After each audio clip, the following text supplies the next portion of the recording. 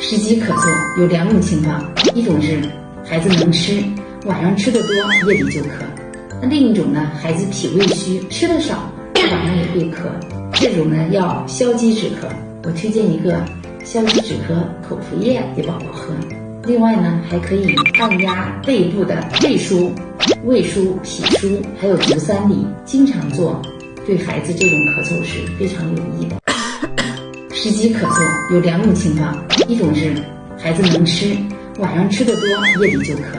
那另一种呢，孩子脾胃虚，吃的少，晚上也会咳。这种呢要消积止咳，我推荐一个消积止咳口服液给宝宝喝。